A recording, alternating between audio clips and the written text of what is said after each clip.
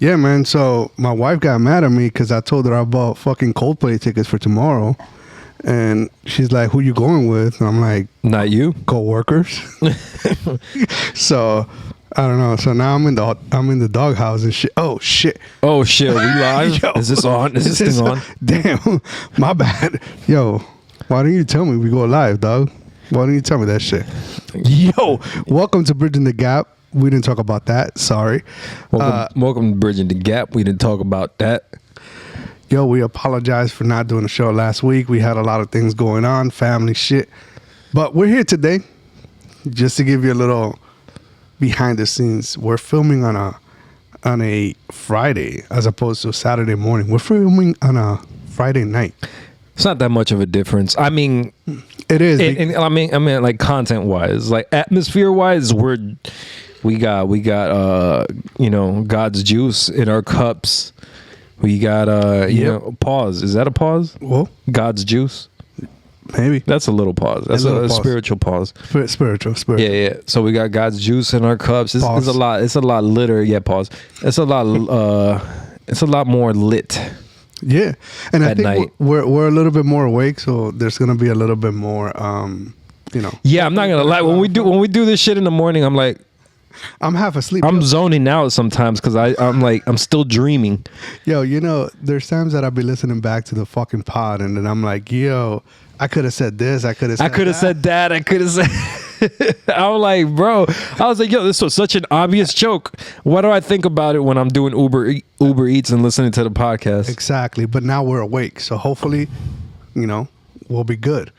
Yo, so let's just get right into it, man. How was the week, yo? Yo, week was good. Hard-working week. Yo, you know what's so funny? Yeah. You know what's so funny, bro? Life is so funny. I just start getting like a new perspective in things. I start calling myself out on things, and I want to take a step in. I want to address first of all what I wanted to do last week, but we didn't have the episode, unfortunately. Okay, what's up? I wanted to address the episode, our last episode. Mm-hmm. When Joshy was on. Yeah. I think I come off like I care too much about how people identify. No, I really don't care. I just don't think we have to share the same ideologies. Got it. That's my whole thing. I really don't care what people do with their sexuality, with how they identify. Like, people are free to do what they want, and I feel like everybody has the right to do that. And I feel like I came off a little too toxic last pod, and it was cringy for me. It was cringy for me in real time talking to Josh. Just the last one, though? Yeah, just the last one. We have a couple. I don't feel. I just let one rip. By the way. What the fuck? But no, you know what? No, that's how it sounded too. It sounded something like this. Yo, no, not. I mean, yeah, just last pod. Okay. I feel like I felt like it was a little cringy, a little too toxic, and I feel like there was some good points made, but I could have made better points. But like you said, it's in the morning, bro. It's a lot harder to do this in the morning. It is, but very much so. But I like that feeling because it feels like a legitimate. It feels like a legitimate operation when we operate in the morning. You know what I mean? No, yeah. I mean, we have a routine. We got things going on, and definitely doing it in the morning has kind of been our thing. Like I said, I feel like right now we've had a whole day ahead of us. Our brains have been kind of already working a little bit more. So hopefully that means that today's pod is going to be a little bit more crisp. Yeah, hopefully it translates on the audio. Yeah. But tell me a little bit about you, Leo. Tell me a little bit how you been doing, bro. Week has been really good, man. I had some things going on, as you guys know. I'm a DJ as well. Had a gig last week. Yes, sir. Round of applause for Leo. Let's go. Yeah, man. So it went really well. When I got more information, I'm gonna share it with you guys here in the pod before I do it. But I'm gonna be doing some shows in the next few weeks. Let's go. More round of applause. Yeah. Let's go for Leo. You know what? I do want to take a second to just shout you out in some observations I made, man. Some quick observations, bro. All right. Uh-oh. First, I want to say I am on record saying that environment, I don't know if I'm on record, but I do remember telling you, yo, I see you succeeding in that. I feel like that environment is made for you to succeed, that specific venue, that specific location, right? Yeah. And when I saw it, and this is no offense to you, it didn't surprise me. You know, because I knew like that you were talented enough and had the right music taste to make that type of audience move. Okay. And then when people started moving, you know, I was not impressed but more proud because I'm like, yeah, this is the type of reaction, this is the type of, you know, thing I expected you to do. So it was cool to see you in your environment. And you know what's funny about Leo? Uh-oh. See, that's the thing. He was giving me a compliment. Now he's gonna shut up. No. I'm gonna continue to glaze, bro. I'm gonna continue to glaze. Or what do the kids call it these days? Glaze. I guess. I right. Like the Krispy Kreme BBL callback.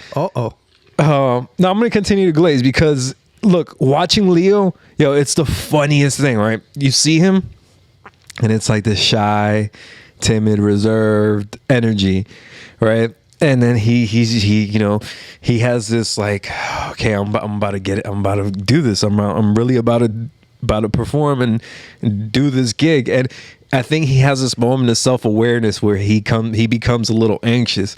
But it's so funny because as soon as he starts getting into his flow and his rhythm with the music and stuff, you start letting go, and then you give this guy some drinks, and it's more letting go, more comfortable, and I feel like you feed off that response. And when people started responding to you, getting on stage, you know, had that crowd control. I feel like that built up your more of your confidence, and it built up like. The Leo that started the night is not the same Leo that finished the night. And it's the funniest thing ever to watch that process of your confidence slowly build up because you're feeding off the energy of the people. And that's some performer shit, bro. And I fuck with that. No, and for sure. I appreciate that, Doug. It's 100% what you said. Right before I hit play on the first song, it's a lot of nerves. Yeah. But it's also control calmness. I feel like I need to control chaos because I need to conserve some of the energy. So when I am hyping the crowd and I am doing all this, when I'm moving, especially, you know, I'm a big guy, I need to save all that energy. So sometimes even before my performance, that whole day, I'm like sort of like almost non-existent. I'm so calm and so relaxed. Don't get me wrong. I'm dying in the inside. You know, I'm like nervous wreck. Yeah. But I want to preserve as much energy as possible because I know once I hit play, it's just gonna, you know, I'm gonna let it go. Yeah, and it's not even I don't think it's even a comfort zone thing for you. I just think it's like a ritualistic process for you. I think you need to be that serious, that nervous, that chaotic in your own mind. Because that is such an uncomfortable feeling for you that once you start hitting play, you start getting more into your comfort zone. So it's like I don't know how to explain it, bro, but it's beautiful. It's beautiful to watch. And me and your homeboy were talking. I don't know if we want to put his name out there. I don't know if that's cool. We're just gonna call him T for now. We'll call him T. Yeah. I was sitting next to T. Yeah. It was funny, man. We had good conversations. We had great conversations. He's a sharp dude, man. And you know, we spoke, and he says he listens. He says we just got to keep being consistent. And he's also said that we all gotta link up and go out for some drinks sometime. Yeah, drinking is good. Yeah, well, drinking is always good. Nah, man, I appreciate you guys showing up. I want to thank everybody that showed up for me that day. It was, you know, sometimes you need to see some of these things to really show who's there for you. You know, sometimes there's people out there that, you know, they'll say they support you, they do this, they do that, and when it's time to show up, they don't show up. That was about to be me. I was like, bro, do I really gotta go, man? No, I'm kidding. I'm fucking with you. You would have heard about it. You would have heard about it. Yeah, you would. Yeah. Trust me, that shit would have not gone on. That's probably the reason why I did it. I was like, I do not want to hear about this on the podcast. For sure, because I would have definitely shed it. I got a question for you. All right. How did they feel? Any feedback that they gave you at the gig? No. If you want to share. No, yeah, it was very positive. I spoke to the owners of the venue. They actually were very, very happy with my performance, and we were working on, on some dates, and hopefully those dates will be coming down soon. Like I said, once I have the dates, I will let you guys know, because if you're in the South Florida area, I want you guys to show up. I want you guys to definitely, come and party with me, because I'm gonna make a party. He's gonna turn it up. Yeah, and you guys will be the first to know, because I'm gonna clip it up and we'll say it right here. For sure. So the second I know, and I think it's gonna be right now, I'm gonna say the second or third week of August. It's gonna be a Saturday, so no excuses. I got a lot of people that I invited that gave me excuses because it was a day of the week. This time is a weekend, so no excuses. If you're watching me right now, no excuses next time I'm playing. Yeah, no. And you know what made me feel what else? It's like, it's so funny because, bro, I'm very observant, bro. And I'm not gonna lie, I act retarded on purpose because it's so fun to act retarded. On purpose? Yeah, on purpose. Like, okay. This is like, it's like a defense mechanism. I don't know how to explain it, because maybe I think it's like an ego thing. Like, I think if I act retarded, when I do actually do retarded things, it's not by surprise, you're not caught off guard. I got you. But bro, I'm so observant, because one of the things I also observed, we're on Leo now. We're glazing Leo. It's glazing Leo time. Let's go. One of the things I also observed, Leo, is, if I was white, I would be blushing right now, but I'm not. Yo, you know what's so funny? Leo is so toxic, bro. Leo is really, really toxic. Probably more toxic than I am. But, he just plays a part on this podcast because there can't be two toxic people. There has to be balance on here, right? But Leo is also, he takes jokes past the line. He crosses the line a lot. Like, shit. Leo has no boundaries when it comes to jokes, right? Nope. But ask my wife.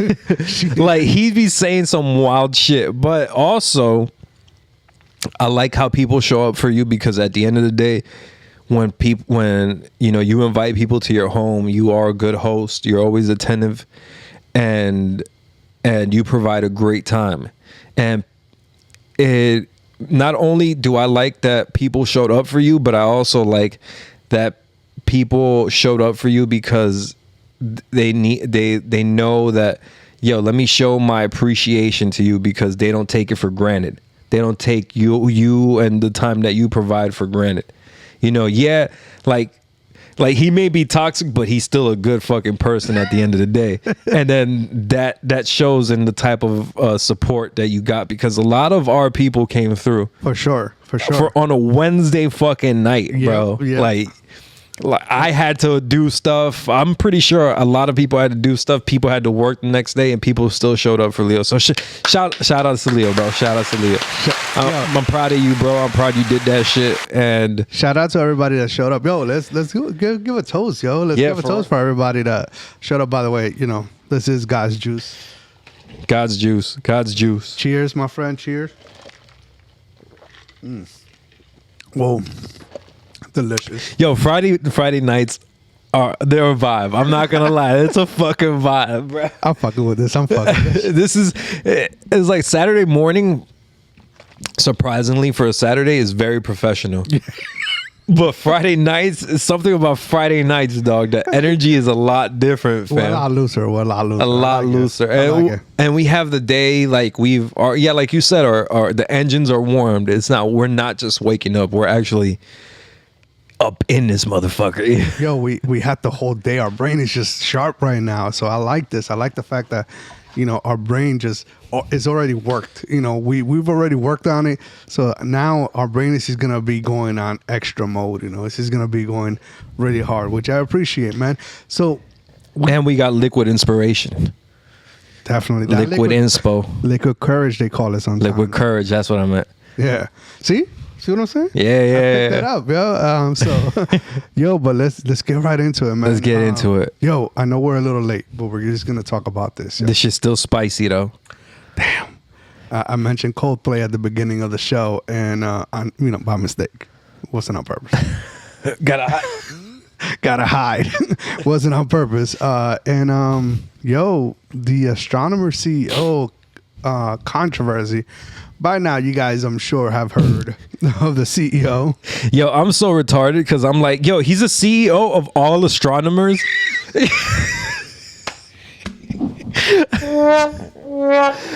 like, how the fuck are you the CEO of all the fucking astronomers, bro? Like, there's just like, is there a CEO for paleontologists, a CEO for all doctors? Like, shit, what? Like, do I got a CEO? Is there a CEO for warehouse workers, bro? For Uber Eats drivers? Yeah, there is. I mean, yeah, there is. But I don't talk to him. Anyways, yeah. The CEO, he was caught cheating, having an affair. Damn.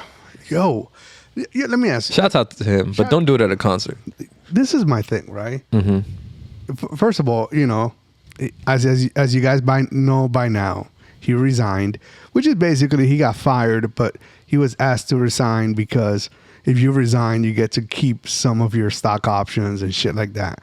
So, because of that, of course, I don't know. As of right now, the HR lady has not been fired. I don't think that's going to be the case. I know that allegedly the event promoter that bought the tickets for the company got fired because allegedly, again, I've looked to see if there's confirmation, but allegedly the person that bought the tickets ended up getting fired by the CEO the next day. But I'm asking myself, first of all, I know that the company's in New York. Obviously, you probably live in the New York tri-state area, either Jersey or Connecticut or New York. You go to Massachusetts to cheat. But Coldplay asks for a lot of people, like attracts a lot of people. Why wouldn't somebody travel from New York to Massachusetts that can possibly know you and your wife? Like, why would you put yourself in a situation where you can possibly be seen by somebody that either works for you, works for an affiliate of the company, or maybe knows you or your wife personally? Why would you put yourself in that situation? I'll tell you why. Pussy, but not even that. Arrogance. Yeah. Let me break something down for you. One, he's a CEO. CEOs anywhere that I know of always got money. Yep. So when you got money and you have the money and notoriety, a lot of the times, talking about fidgeting with the fucking mic. Lou has to fidget with the mic now. Just a little bit. But what I was saying is that arrogance built up with your privilege over time when you're a rich guy, when you're a CEO. Yep. Right? And like our president. Best president of all time. Ooh, anyway, what? Okay. Until I get fucking deported, then I'll be like, yo, I supported him. I did not see this coming. Why me? But I think arrogance builds over time. Mm-hmm. This is something that if you're doing this, it's something that not only have you gotten away with it once, because I'm pretty sure that first time you played it careful, that second time you played it a little less careful, but still were cautious. And then that third time you're like, you know what? What are the chances? I'm a CEO with no notoriety or fame. People don't know the heads of these companies. Yeah. People only know the faces and the people who get sponsored because they have a following. People don't know the CEOs and whoever runs these companies. So you have the money, you have the arrogance, you have the anonymity. What are the chances anything is going to go wrong? Right? So you get comfortable. This is complacency at its finest. Oh, you got way too comfortable. That was a big word. I know. Hey, bro, it's Friday. Friday, bro. Friday. That's gonna be a Friday pod. He got too comfortable, and this is just arrogance at its finest. This is just mishaps because you got way too comfortable with the idea of cheating, especially at a concert, because you had already gotten away with it multiple times. And then what happens? And then even at the part, that's how you know he's never been caught before, because he didn't know how to fucking play it cool. Yep. Well, then again, he was holding her titties, but there is no way to. Bro, you know what you do? You keep holding that titty, bro, and you hide behind the hair. You start kissing the neck. You start making your face unavailable to the camera, right? And then and then just wait till the camera goes on to the next couple. Well, and you know what it is too. You're right on that.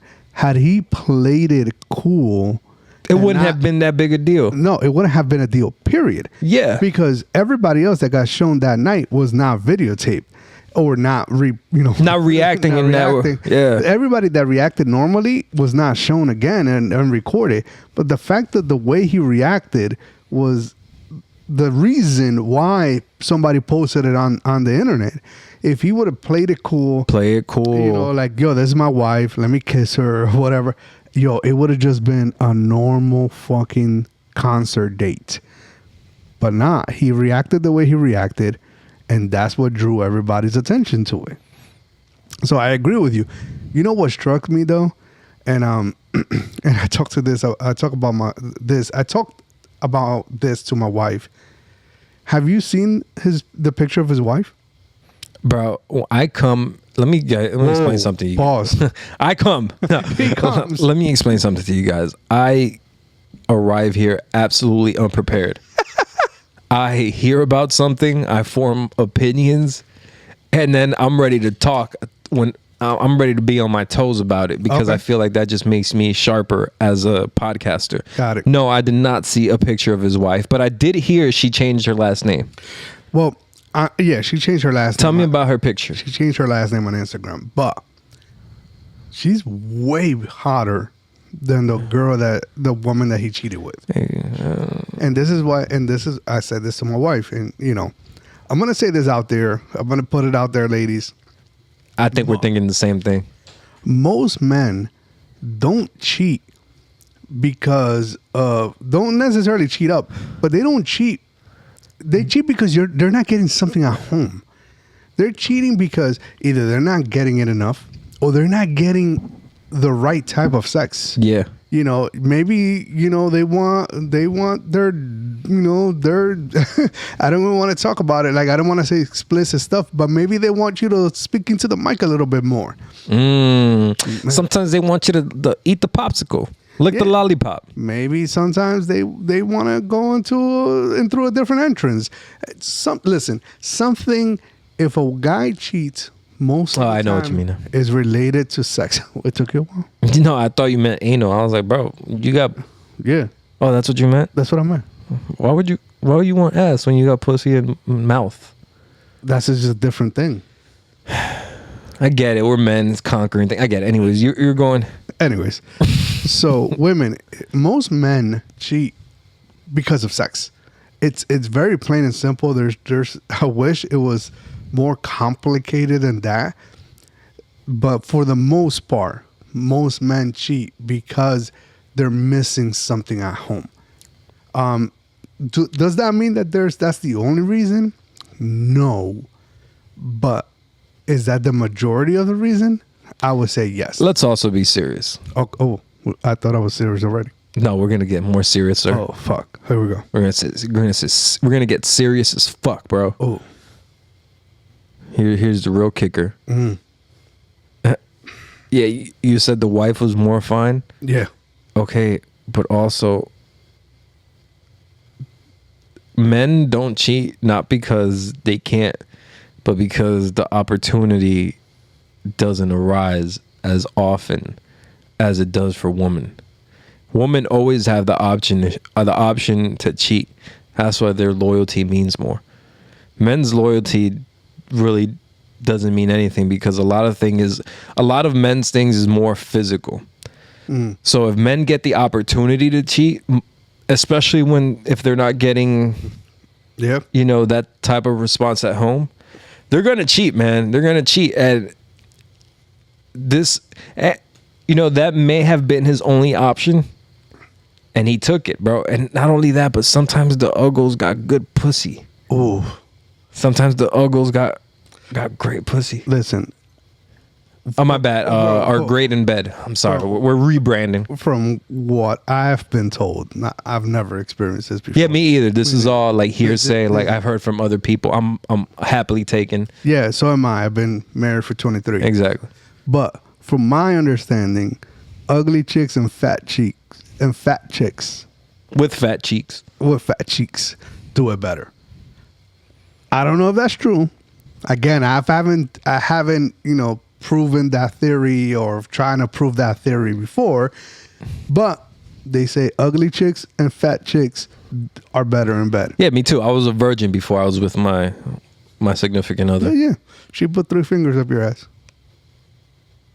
Oh, we can't talk about that. That's a free prostate exam. We can't talk about that. That was private information. My bad. I feel like you're projecting, because that's never happened to me. So I feel like you're trying to look, hey, yo, this is your way of subliminally finding out if it's ever happened to anybody else. You're like, yo, anybody else does it? Oh, just me. And sometimes you need a finger up your ass just to see how it feels. Well, you actually need a finger up your ass because you're at that age. Whoa, 45. It's a couple of years. Oh my God. Couple of years. I asked. They always want to push it back. Pause. I asked the doctor, hey, not push it back. yeah. Now you always want to push it back. Ooh, lube it up. Transition. Yo, so are we done talking about the couple? Yo, listen. Again, if you're gonna cheat, don't go in public places. I think that's the moral of the story, right? Yeah, don't go in public places. Don't go in anywhere you could be video cammed. That's sports games. That's concerts.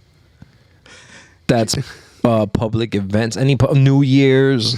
Yo, don't cheat on New Year's. Did you see what Coldplay did on their next concert? Oh yeah, they announced it.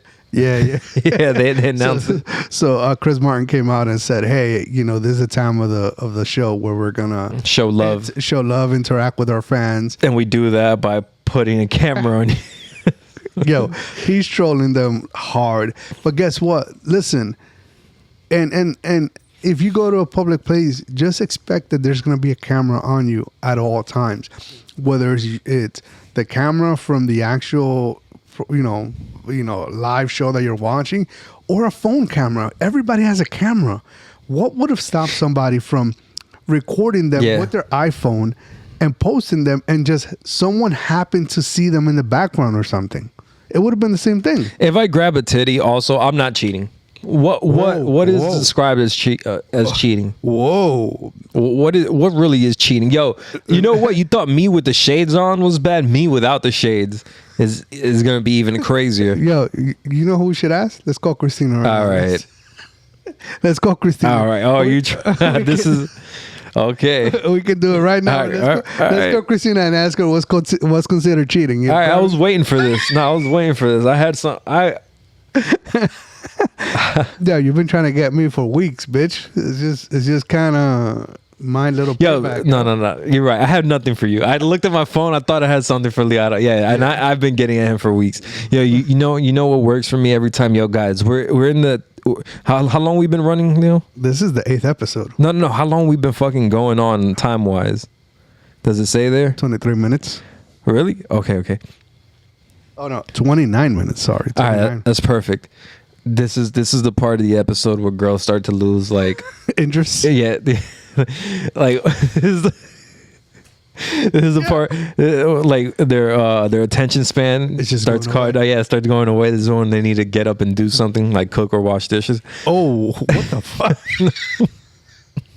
We're getting canceled. No. But I wanted to say that what works for me, bro. All right. Is these 2 words, gentlemen. Listen up. Listen. I might save you right here, right? Pay attention. Yo, anytime a girl goes, "What the fuck? I can't believe he did that."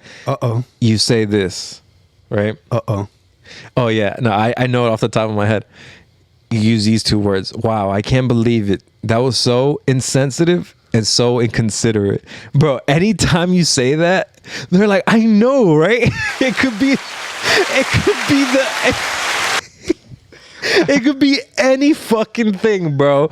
And if you just say, wow, that is so insensitive and that is so inconsiderate of her feelings or their feelings, whatever, they're going to be like, yeah, you're so right. And that is going to get you some fucking brownie points. That's my favorite line. Yo, I've said this to Christina like at least like 4 times and she hasn't noticed that I use that all the time. She will now. No, because the attention span thing.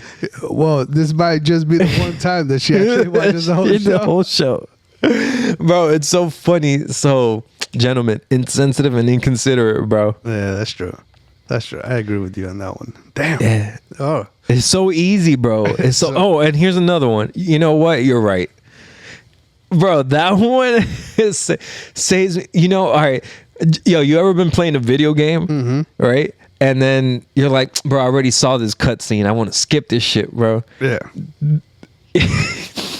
Whoa. Yeah. So anytime you say you're right, is like you're pressing A to skip the fucking cutscene. Because you're about to go through a whole hour cutscene for no reason. I already saw this shit, dog. Yo, skip this. Yo, she's gonna fuck you up. Yo, next week he's definitely gonna have glasses. I'm gonna have a black eye. I'm gonna have a black eye for sure. He's gonna have his glasses on, and you know why. And you know why.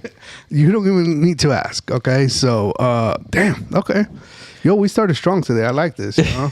I like the Friday show. The Friday vibe is cool. Friday. You know what's gonna fuck it up? Our next topics. Ooh, yeah, man. This has been a tough week. If you are a celebrity, if you're just a fan of pop culture, in all aspects, in music, in wrestling, and in TV shows, in screen entertainment. Yo, if you're a millennial, you got fucked up right now. You got hella fucked up. You're mentally drained right now. Yep. You're mentally fucked up right now. For sure. This week has been tough, yo. This week has been tough, man. First of all, we want to start out, here from Bridgin the Gap, sending our condolences to the loved ones, fans, family, and friends of Ozzy Osbourne. Yeah, I was thinking of an order, but yeah, Ozzy Osbourne, lead singer of Guns N' Roses. I'm fucking with you. I'm fucking with you. Yeah. No. Yeah, Ozzy Osbourne. We want to send our condolences to the family and friends and fans of Malcolm Jamal Warner, who played Theo Huxtable in the Cosby Show. Yep. And we want to send our condolences, the most recent one, our condolences and our love to the family, fans, and friends of Hulk Hogan, the iconic wrestling legend, dude. AKA Terry Balboa. Balboa? I might be saying that last name incorrectly, but I know his first name is Terry. But yeah, damn, this week has been tough, yo. Look, I'm not really a huge Ozzy Osbourne fan. I did watch, when they had the series going on, The Osbournes on MTV. Yeah. I did watch that. So kind of got a little bit into his music, just a tiny bit. I'm not going to say that I'm a fan. But, Malcolm, I remember watching him. Everybody remembers him from, The Cosby Show. And yes, he was Theo in The Cosby Show, but I mostly remember him from Malcolm and Eddie. I felt like that comedy kind of spoke to me a little bit more at the time that I was growing up. So I found it hilarious. It ran for 4 seasons. It was, Malcolm and Eddie Griffin, and that was early Eddie Griffin before he really popped off. So I kind of enjoy that. And of course, Hulk Hogan. I grew up on wrestling. I watched wrestling till I was in probably my late teens. I kind of stepped away a little bit after, when I got into my 20s. Haven't really gone back to it, but Hulk Hogan was it. Hulk Hogan was it. And when he left, WWF at the point, which is now WWE, to go to WCW. And then he was part of the NWO and all that. Oh my gosh, like I was eating all that up. I was Pause. Whoa. Sorry. Yeah, pause. This is serious. So man, it's crazy, but you want to hear what the craziest part is though? That Hulk Hogan died on the 10th year anniversary of his racist rant controversy. All right, before we get to that, I want to share some words. I want to share some words. Go ahead. Because that is a very important part to all of this. Yeah. But I do want to share some words because there's one thing about legends and icons that one thing that marks them as such is how they transcend through time. And these three people are definitely people who have transcended through time.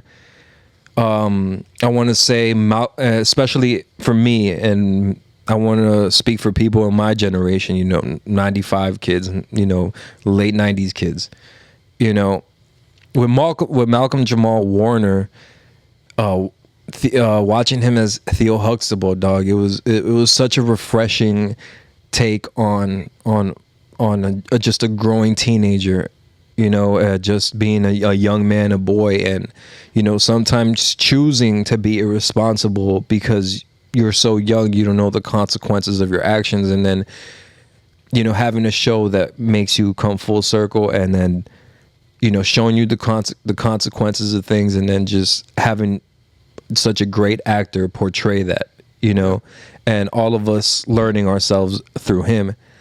And I was raised a lot on American culture. Yeah, like I'm a Latin American kid from Ecuador, but I was raised a lot on American culture and a lot of Black American culture. And one of those pivotal memories I have of that is watching the Cosby Show a lot. On Nick at Night, they would play it all the time. They would have episodes back to back. Yeah. Very, very pivotal and a very important moment in my life. And and he will always be like, even though he's continued on to other roles and stuff, he would always be known as like Theo Huxtable to me, because that was such an important character in like young men's lives throughout different decades as well, because Cosby Show also had reruns even in the later 2000s. Yeah.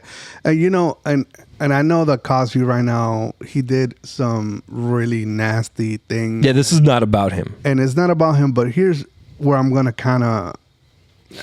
give him a little bit of his flowers based on my understanding. Bill Cosby had full control of what was being put. He had the script. He had control of the script, control of how it was shot, control of editing. So the way he portrayed himself and Malcolm as Theo and everyone else in the show was as close to as real as possible for a Black American family. Yeah. So with that being said, there was a couple of things that obviously, for me personally didn't kind of lined up. Obviously, I grew up in a single family home. I grew up in a poor family. So some of the things obviously were things that you saw where like I looked at it and was like, whoa, can't relate, but yeah, also that I wanted, and kind of aspired for it. Yeah. And some of the things that I kind of wanted, those were little goals that I put for myself to give to my kids. And I'm proud to say that for the most part, I've reached those goals. Yeah, now that I think about it, you are like Bill Cosby on the show. You are like Dr. Huxtable. Now that I think about it, I don't give Jello shots or anything like that. No. But on the show, now that I think about it, you are Bill Cosby. Yep. On the show and a little bit on the real. No, I've been giving out sleeping pills. Yeah, bro. No, he doesn't. No, he doesn't. No, he doesn't. This is all jokes. It's like a 1/4 comedy podcast. This is part of the 25%. Come on, man. but that's what I mean about icons and legends. And, Hulk Hogan has transcended. Everybody knows the legend of Hulk Hogan through wrestling. I feel for the most part, but also for me, my dad was such a big fan of Rocky. He showed up in Rocky 3 as a wrestler by a different name, and he did an exhibition fight with Rocky Balboa, and it was great. And you think Sylvester Stallone looked big on screen and ripped, bro. When Hulk Hogan stood next to him, you knew what real power and real strength and size is when it comes to like just human specimens. That guy was a big dude. Of course, he has steroids, but whatever. Yeah, but even in stature, like in height, he's still a big dude. Oh yeah, for steroids or not. And steroid, you can't just inject steroids and then your muscles grow. You still got to put in the work for it. So of course. Ozzy Osbourne, the things I know Ozzy for, besides his legendary status as the lead singer of Black Sabbath, here's like some fond memories of Ozzy Osbourne that I have throughout his iconic career. Some just iconic, like legendary shit. This is what I'm saying. These are all legends, like in their own way. Ozzy Osbourne, I remember I used to hear stories about him that he bit a bat's head off. Yep. And then I saw it on YouTube when YouTube was first becoming a thing, and it was fucking real. And I just read the lore about it, and I was like, yo, if anything's rock and roll, that's some fucking rock and roll shit right there, bro. Biting the head off a bat, bro, is fucking wild. Yep. I know Crazy Train, because of, this is gonna sound crazy, but it's gonna show my age, Rock Band, because of Guitar Hero and Rock Band.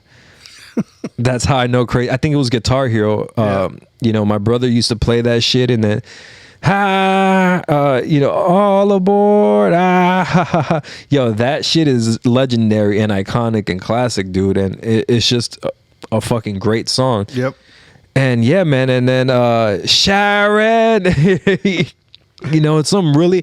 just even transcending from music onto reality TV and still making your staple and planting your footprint in that entertainment arena. It's just some really iconic shit. And then they say it comes in threes, bro. There you go. It was 3 1 week. So 3 in 1 week, bro. Yeah. And it's unfortunate. And I think the most unfortunate because Hulk Hogan and Ozzy Osbourne lived into their into their old age, so they lived a long life. Malcolm Jamal Warner was only 54 years old, and he drowned, and it's a very tragic story. And I don't want to get too into it because I want to make this more about their memory and their legacy. The legacy, yeah, exactly. Yeah. It's always tough. You're on a vacation with your family, dude. Yeah, and he's always been very private, so we don't really know how old his daughter was or how old his wife is and stuff like that. He never actually mentioned his daughter's name or his wife's name ever because he wanted them to be completely private. But the lasting image of him swimming with his daughter and his daughter seeing him drown, that's heartbreaking, I wouldn't wish that upon anyone, and especially now, this young girl lost a father. Yeah. So definitely my prayers are going to the family, especially because this is a tough situation, And it's a tough situation, bro. And you think about it, like, bro, like all I hear from him, all I hear about him from other people, is just how amazing he is as a person, how real he is, how just what a beautiful soul he was, or he is, and that lasting impression on people, like, and man, like I don't know how to we got to talk about this, like men's like fragility, but no homo for real, like he has a smile that like kind of brights up the room.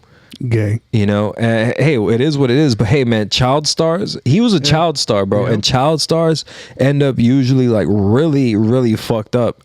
And for people to have that feedback and this kind of this thought of him, this perspective of him, it says it goes a long way. And just to throw it out there, he's from Jersey. Shout out to Jersey, bro, for breeding people like us, people like me, Leo, and Malcolm Jamal Warner, for sure, and Redman, everybody. No, yeah, for sure, man. So rest in peace. Rest in peace to these legends, these icons.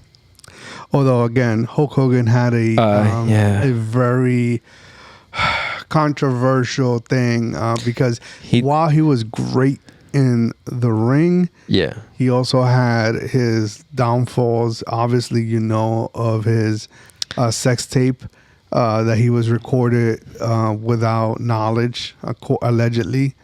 And of course, you also had. I gotta watch that shit. Yeah. Whoa. My bad. Whoa. Okay. Hey, you know what? Hey, let me say this, Leo. Hey, sometimes great people are pieces of shits, bro. And sometimes they're racist, they're rapists, or sometimes they're just straight up assholes. And sometimes that it takes that type of personality or mentality to be that great. Yeah. You got to be, because that takes some type of delusion, like acting this way and people and thinking people are still going to fuck with you. That takes some type of delusion, and you got to carry your delusion into that, into entertainment. And, and Hulk Hogan is just one of those people. Hey, it's like, I separate his legacy from who he is as a person. He could be a piece of shit, bro. And, hey, pieces of shit, even pieces of shit got to die.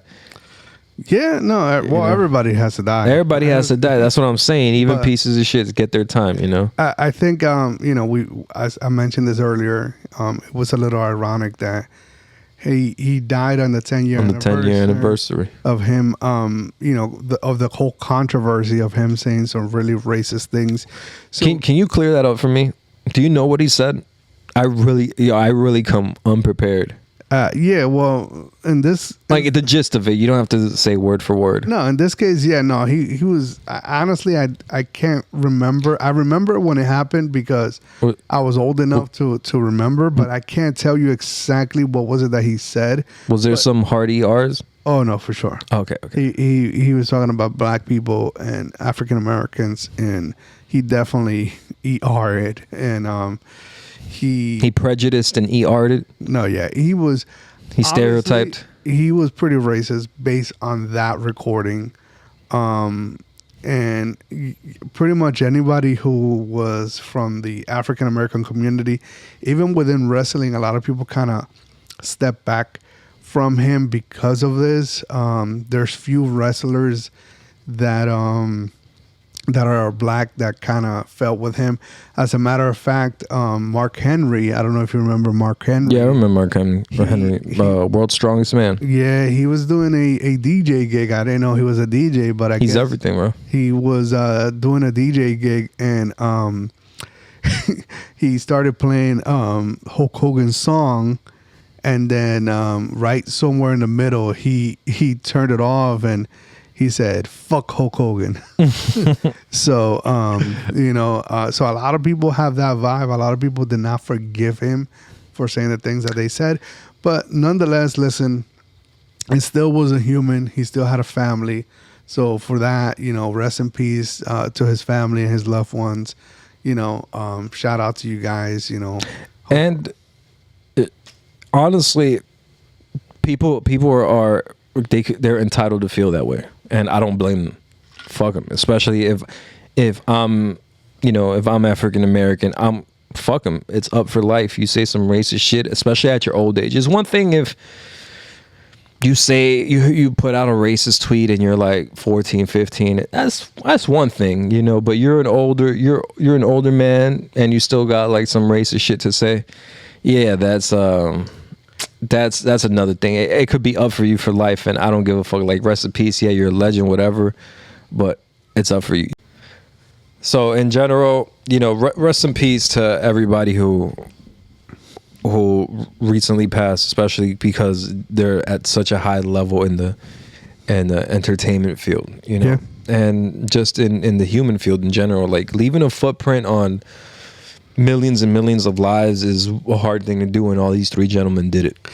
for sure. No, yeah, their dynamic was, at least for Hulk Hogan was a little bit, I don't know, mixed, let's just say. But for Malcolm and for Ozzy, there is fans right now that are destroyed. And for Hulk Hogan, for Terry, there's fans out there that are completely destroyed, and I can understand that. So rest in peace. Rest in peace. So yeah, love. Man. Much love. Yo, I want to share a funny story. Oh, I just thought about it. Well, I didn't just think about it. I just saw it on my phone. I like this. I feel like it's a funny thing. Okay. It's about work. Uh-oh. And I want to say, I may have been a little hurt when I spoke about work. Just a little? All right, maybe a lot of hurt. Just a lot. And I feel like I when I listened back to the podcast, I was like, man, you sound hurt. And I was like, yeah, I was. And I've definitely moved on from it. Why are you playing with your keys, yo? What the fuck? I just tossed them. I know, but yeah, but he does everything to make noise and shit. Like he plays with the microphone, he plays with everything. It's good ASMR, Oh yeah, I'm gonna start talking like this from now on. That's how she sucks it. No, I can't. But okay. So something funny happened at work, and I just want to say, yeah, I've moved on from it. I feel no any. I don't have any malintention or any malice towards these people. Okay. It's just it is what it is, bro. It is what it is. I'm gonna keep doing me. Yeah. And I'm gonna try to do better. That's it. Is there? But something funny happened. So tell us. We hired a new guy, right? And he, our manager was showing him around at work. And this guy is from a certain South American country. And it's it's similar to the one where my supervisor is from. It's the same one where my supervisor is from, and then they found commonality and got it. And throughout, why can't we say the country? I don't know. I don't want to put too much of their business out there. I want to make it a general statement, just in case. You never know. I'm watching my ass here. Central America, South America. South America. Okay, got it. Yeah. There's a lot of countries there. Yeah. So, they found commonality through that. Then we started talking about nationalities and, how we're all multicultural. We're all, it's like the UN working at like my job. The UN. Yeah, no, for real. Like we have all types of nationalities.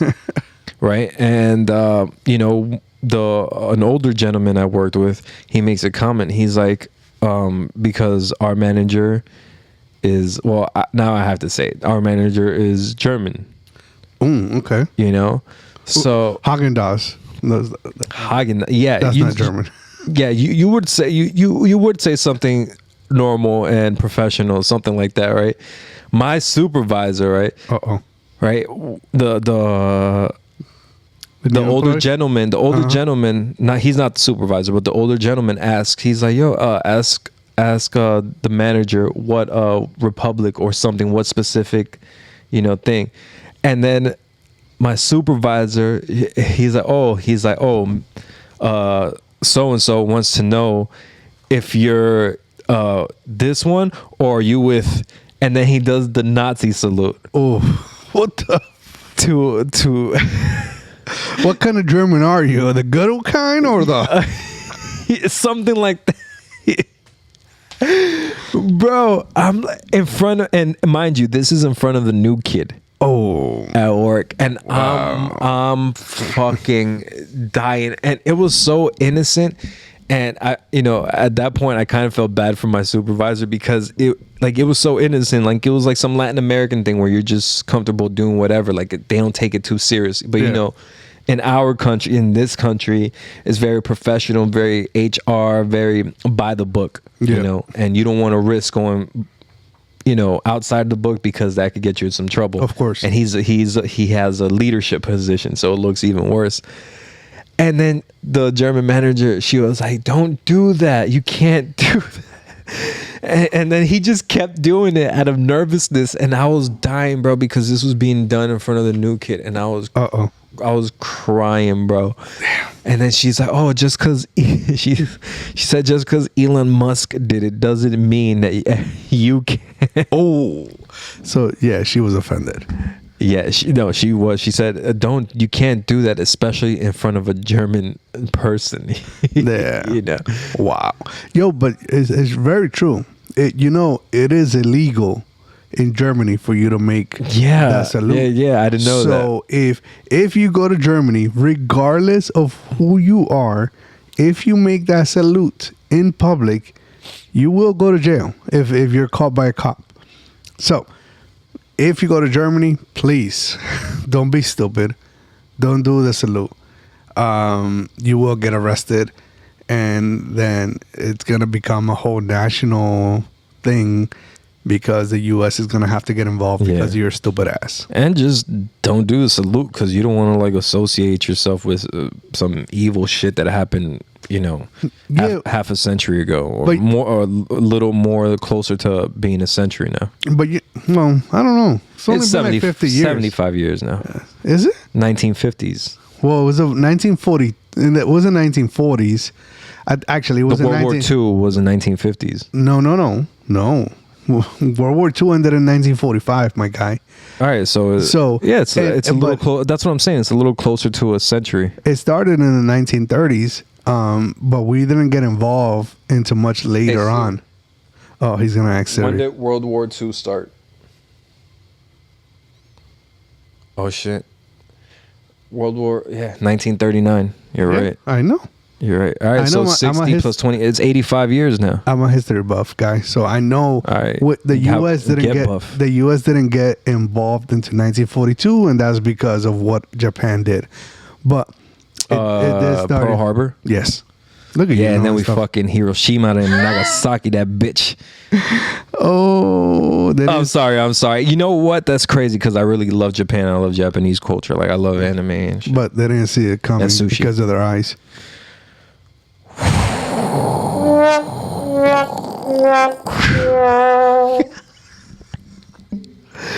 Whoa, sorry. Yo, that was dark. That was dark as fuck. Fuck, bro. That was even dark for me. I had to. He had to take a pause. Yeah, bro. Hey. Yeah, now that we're talking about random shit, bro. Okay, all right. Shit. All right. Shit. Yo, but listen, I know you told me this. And no. My bad. Now that we're talking about random shit, I just want to say, yo, MLS, listen up. Free my boy, because I'm going there on Saturday. I'm going there tomorrow, actually. By the time this comes out, I would have already been there, and I probably didn't get to see Messi. Tell me how I get tickets for what's tomorrow, which is on Monday if you're listening. So this past Saturday I went to go see Messi and I didn't get to see him.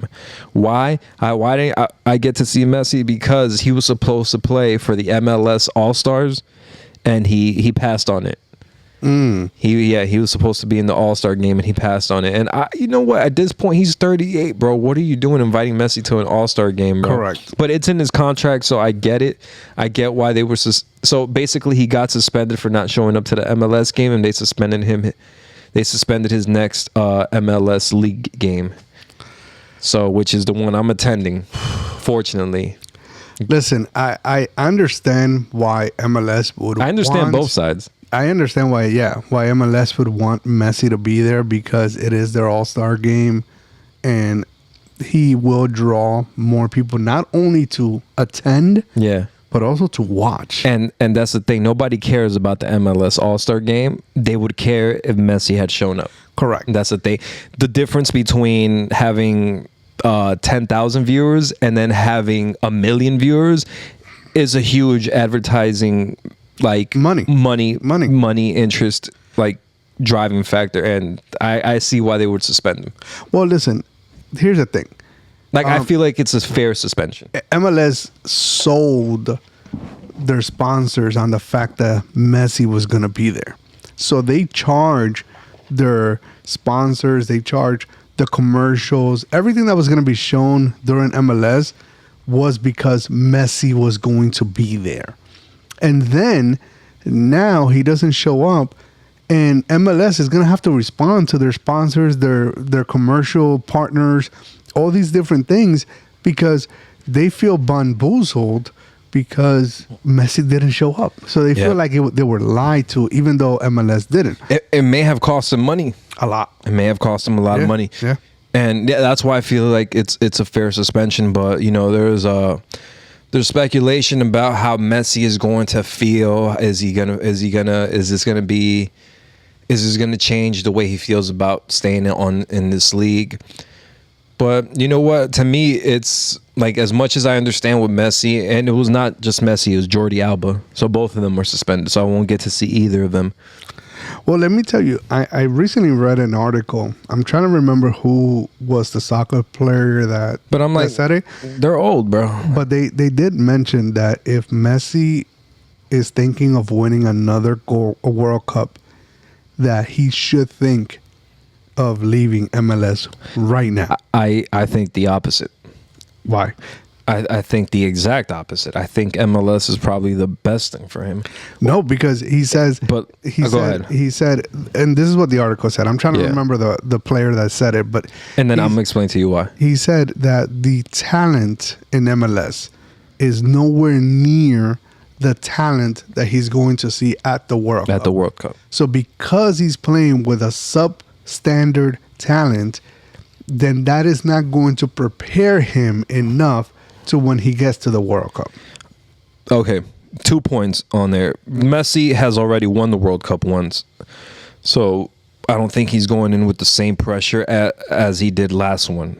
So he's a lot more calmer. He's a lot more wiser, a lot more experienced as a soccer player in general, right? Another thing is that why I disagree with him is because MLS is a perfect thing for a 38-year-old Messi. I would understand if we were talking about a 30-year-old Messi, but we're talking about a 38-year-old Messi, because the MLS provides just enough for him to be sharp, stay in shape, practice the free kicks, practice the plays.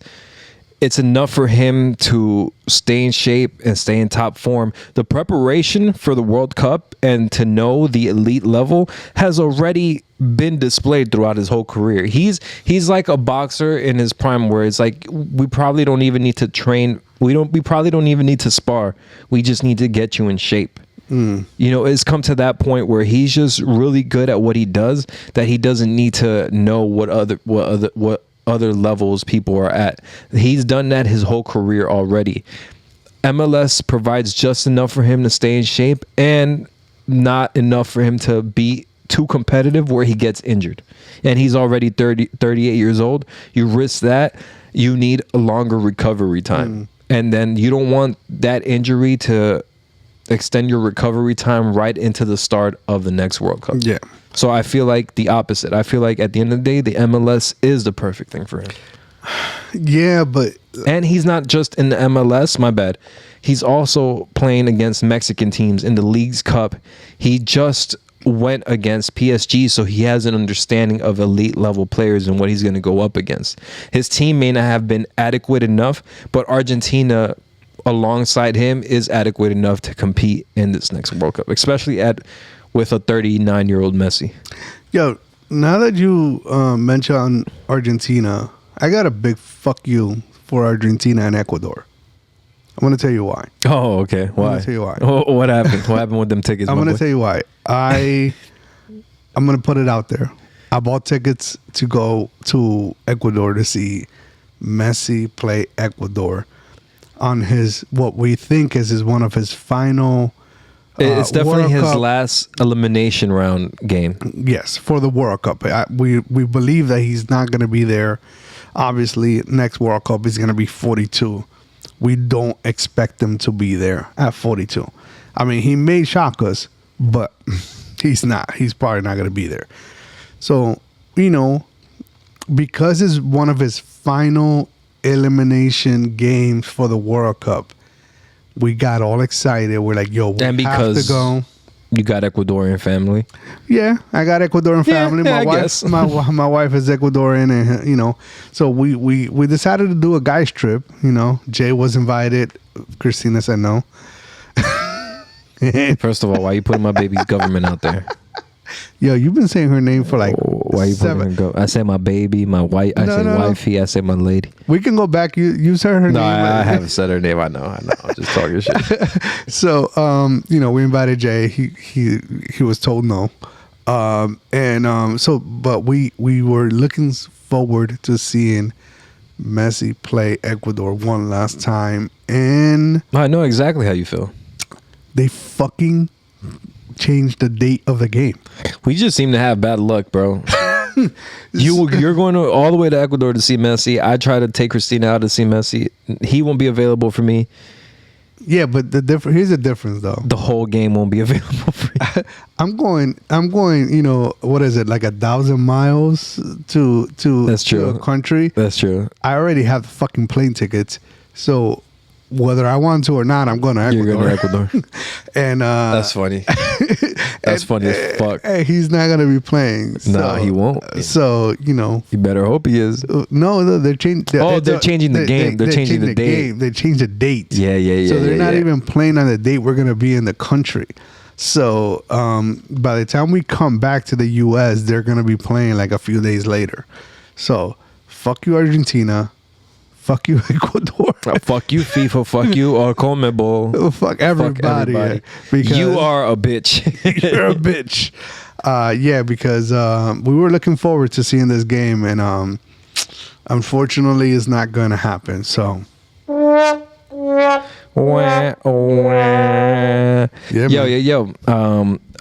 Should we get into some Marvels and then move on into the Bridging the Gap? Final? Yeah. Well, yeah, of course. Let's see what's up. All right, so superhero movies. This is my little section right here. Yeah, man. So I want to start off with Superman. Superman's been out for 2 weeks at this point, 2-3 weeks around that range. No spoilers. Yeah, no spoilers. I want to say Superman, man. I want to give it like spoiler-free review. I want to give it 9 out of 10. Ooh, that's high. Yeah. I really give it the J stamp. I love movies, and I think Superman. Let's say, Henry Cavill is his Superman iteration, his Man of Steel iteration is top notch. People love that. People really resonate with that one, especially it was at a different time of our lives. But I feel the tone for Superman, for DC in general, was so too dark and too gritty and too serious that when you make a joke, jokes don't hit the same because even the tone is so dark that even the contrast, the editing on the camera, it's made in a way where it's a lot darker. The what is it called? Grittier? The saturation or the contrast. I don't know, like the brightness of it is like very turned down, like it's a very gloomy feel to the DC universe in the Snyderverse. That's how we call it. Yeah, that's how it's called in DC world. Yeah. Right? In contrast, James Gunn's iteration of Superman is a lot more colorful. The colors are more vibrant. The characters are more comic book accurate, and you actually feel. I think this is one of the first times in a long time where I felt like I was watching an animated, a Superman animated series or movie, and those are the fire ones. The DC's fire for animation, their plots, their storytelling. Better than Marvel? In the cartoon aspect, it's better. Like DC has better animated series, and Marvel has a better cinematic universe. Got it. Makes sense. Yeah, bro, and because they have classics. Batman: The Killing Joke is one of the best Batman movies. Like, it's about the Joker and Batman and the contrast and the duality. It's like two sides of the same coin. It's one of the best movies, bro. And but you know what? I recently saw again the Batman with Bane. Yeah. Bane was. I don't understand why wasn't there another movie made with Batman and Bane? At that point, it's the headrunners of DC. Mm-hmm. I'm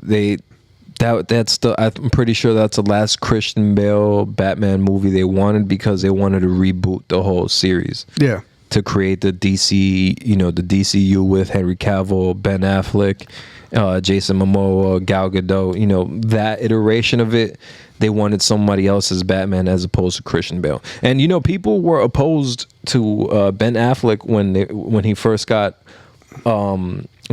casted as Batman, but honestly, visually speaking, Ben Affleck makes the most sense out of a lot of people that have been asked to play Batman. Like if you put Ben Affleck, Michael Keaton, and Christian Bale in a lineup, and you tell me, based on physicality, and all three of them are great actors, but based on physicality, who do you think provides more of a Batman visual?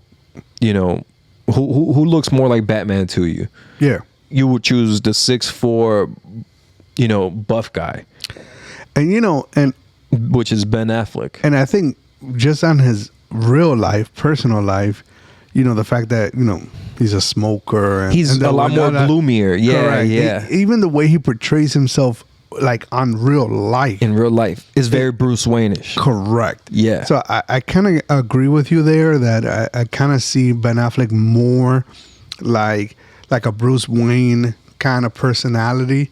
I wouldn't say Batman, but I'm going to say Bruce Wayne, where he's rich, he's kind of secluded, he kind of doesn't want his personal life out there kind of thing. Even in Batman, like the stature, just the size of Batman is something very intimidating that like if you put him in a black suit, you would get scared as a criminal, I imagine, in Gotham City. But back to Superman, like I just wanted to touch up on, the tone, the storytelling, the plot, just a different take on Superman, just a different attention to details, the tone, where it was a lighter tone. So when somebody made a joke, it felt like it was part of just their everyday lives, and it didn't feel out of place like it did in the old iterations of it in the DCU.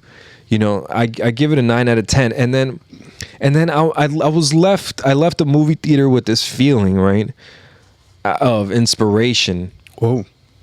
Yeah, when I left the theaters, and I couldn't explain, but it was like a good, strong, like, driving feeling, and I couldn't explain what it was. And then I saw a review, John Campia on YouTube, shout out to John Campia. But, wow. He remembered a name. Yeah, no, because I wanted to give credit, because this is not my opinion, but that opinion is described the feeling that I was getting. And he said, it's been a long time since a superhero movie left you with hope.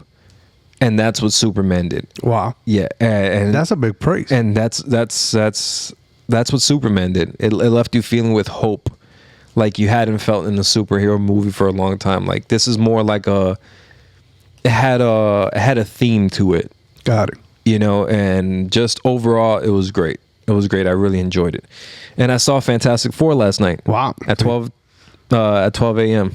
So you just been watching superhero movies? Yeah, all day? I'm back on my shit, bro. Okay. I'm back on my shit. I'm watching it for content, bro, and pleasure. So, whoa, pause. Not sexual pleasure. I didn't say sexual. Yeah, but you left it ambiguous. Yeah. So I kind of said it like in a little freaky kind of freaky tone. Yeah. Yeah, I don't know what you did there.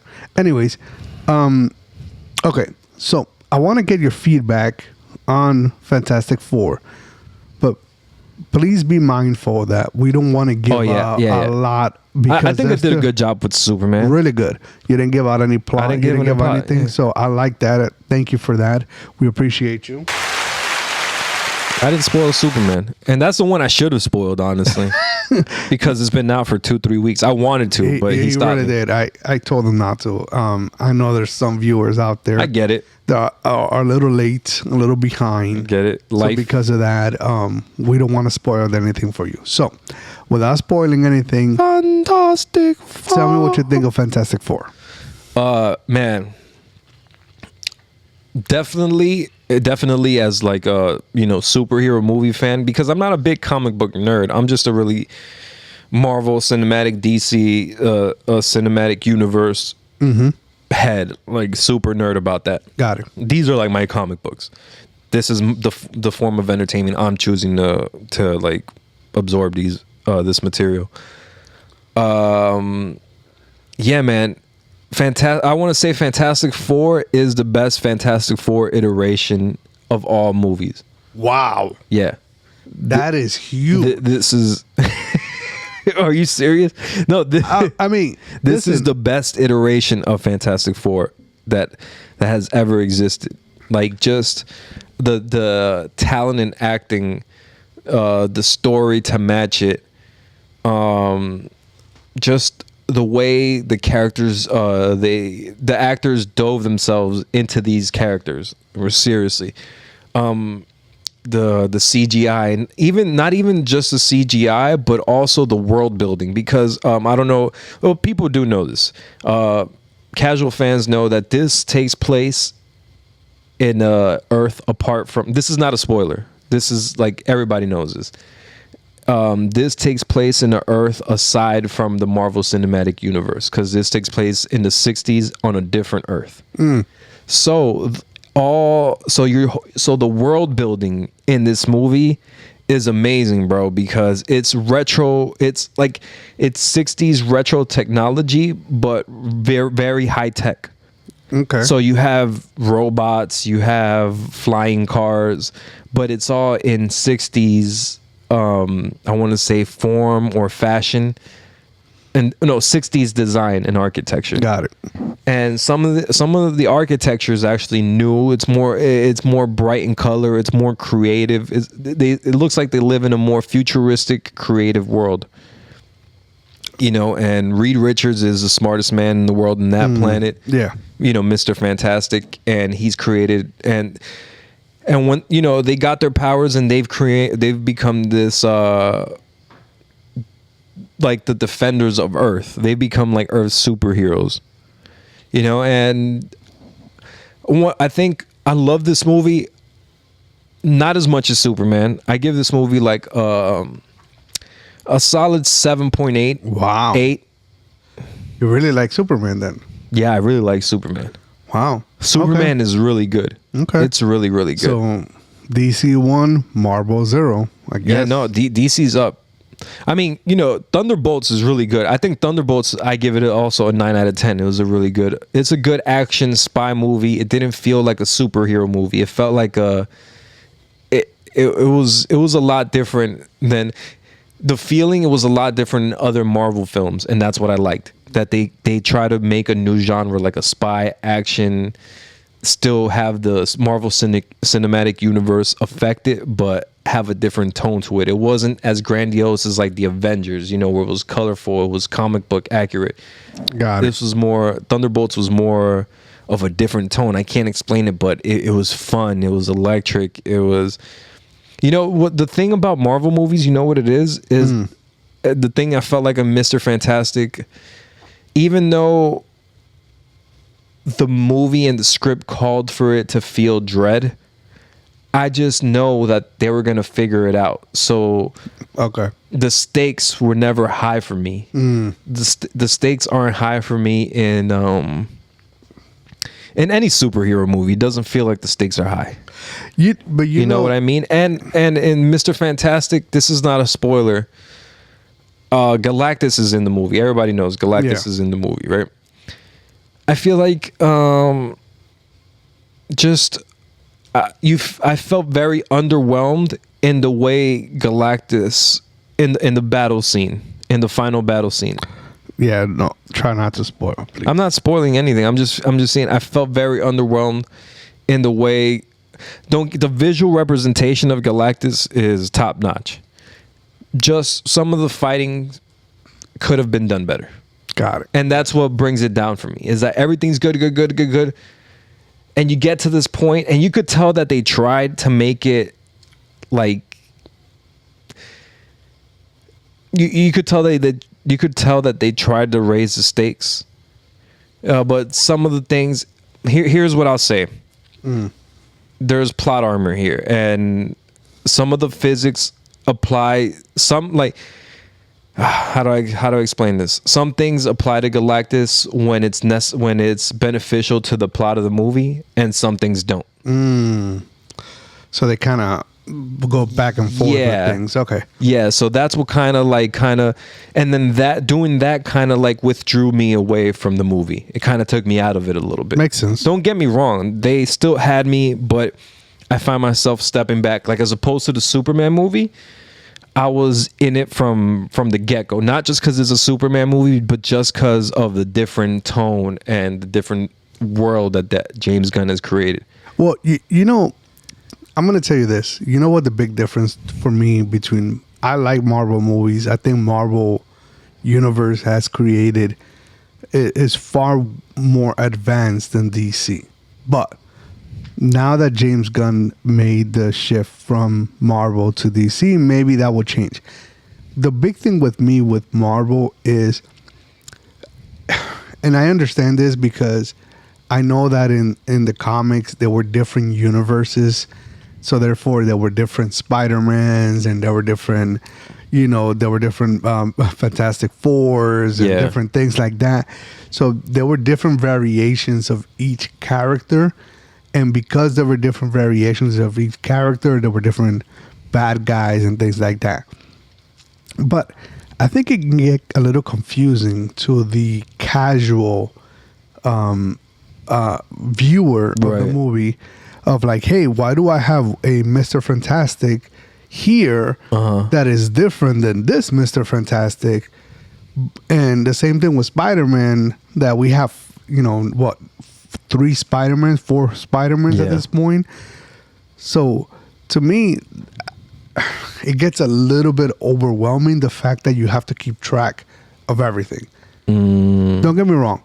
When I was younger, a lot of the comics were being played on TV. The cartoons, and you kind of saw the different universes and things like that. And sometimes in the cartoons, it was easier to cross them as well. Correct, because again, they had a lot of episodes, so you kind of build up into that. With a movie, they have a short time to crunch all this. So as a casual fan, sometimes you kind of miss some of the nuances of why this is happening and not happening. Like you just mentioned, Fantastic Four, this one is in the 60s, where the other variants were sort of more in the actual present. In our time, Correct. In our time when the movie came out. Yeah. And so because of that, it gets a little flippy floppy and confusing. It gets a little wonky, and sometimes hard to follow.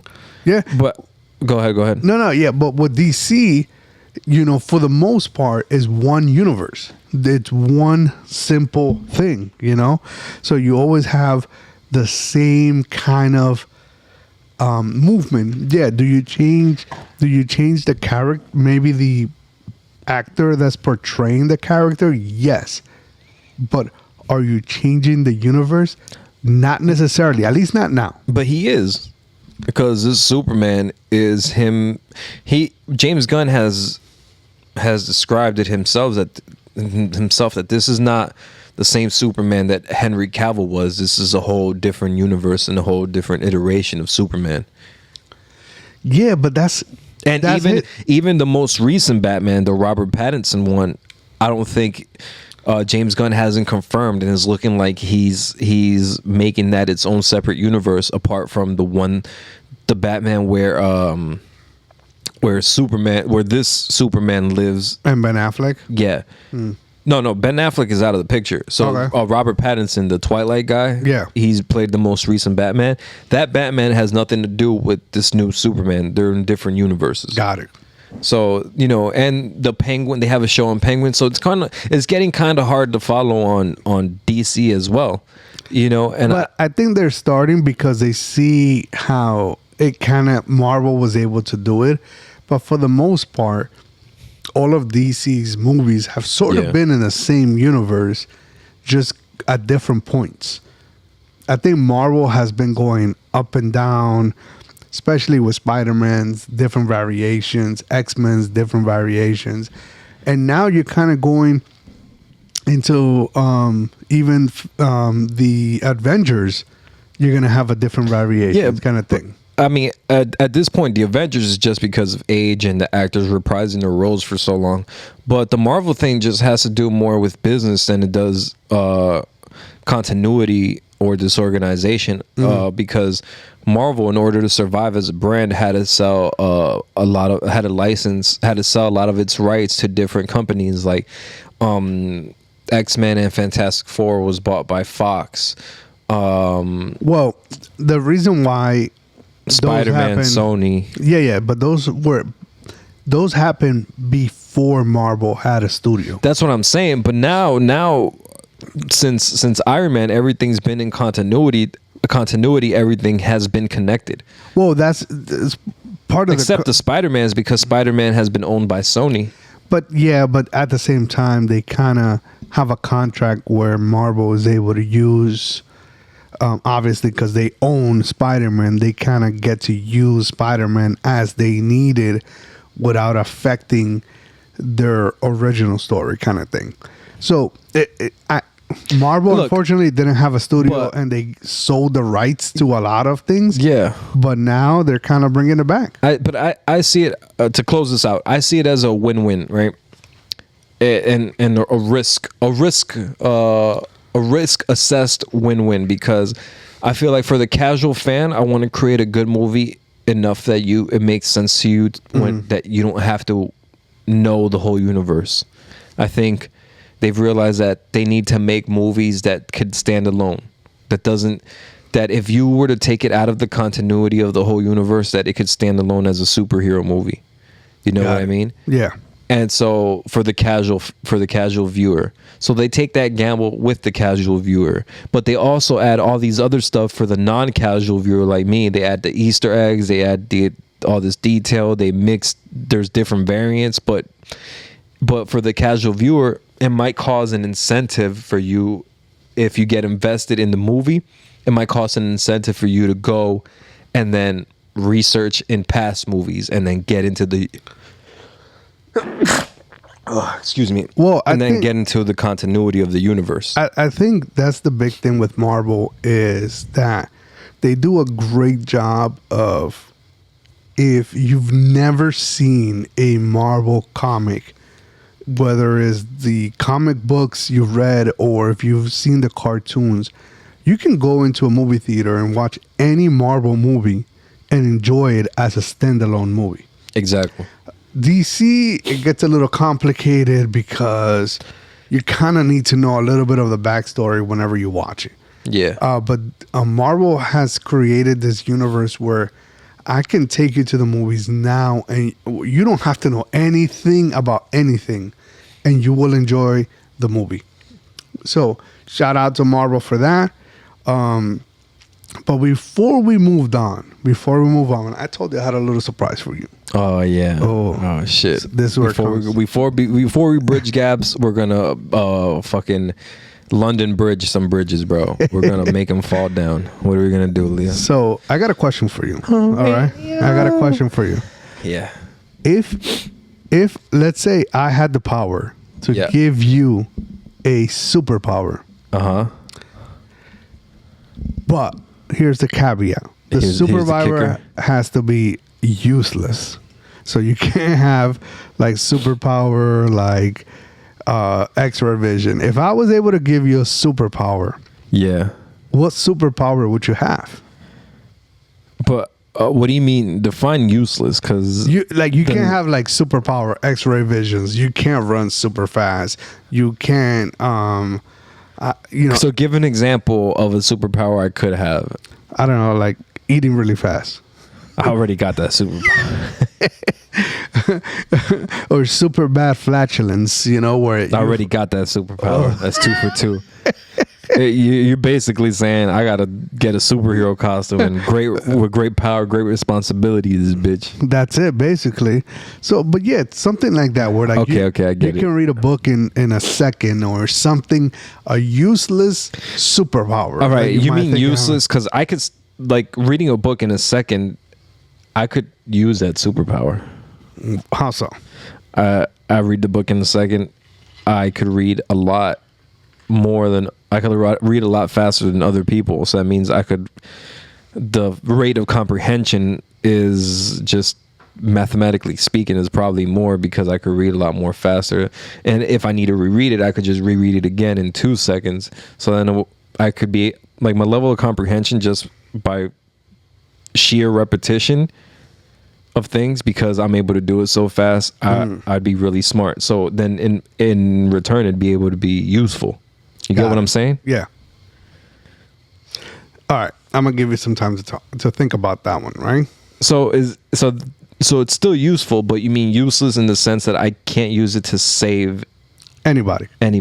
Correct. It's more like there's no actual superpower. It's like a human ability. No, like an enhanced human ability. Yeah, it's still a superpower because nobody else can do it, but you can't save the world. But it's like, you can't save a person with it. Got you.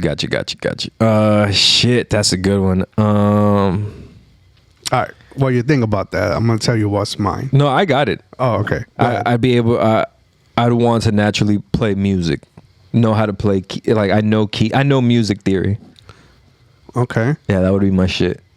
Because then I could just play keys and get rich. I could just play keys. I could play keys for like an orchestra. I could do producing for other people. I could produce for myself just by playing keys. Okay. Here's what I came up with. I came up with being able to see the future, but only 10 seconds in the future. You don't think you could save people? Somebody dies in front of you. Somebody gets run over by a bus, but you see it 10 seconds in the future. It can be hard. 10 seconds in the future, if somebody is a block away from me, I'm not going to get there in 10 seconds. Yeah, but you could yell. Like, you could do something. You could, at some point, you could do something preventative. Okay, 5 seconds. That's useless as fuck. Exactly. Not even for yourself. Exactly. So I know what's going to happen 5 seconds from now, but I can't do shit about it.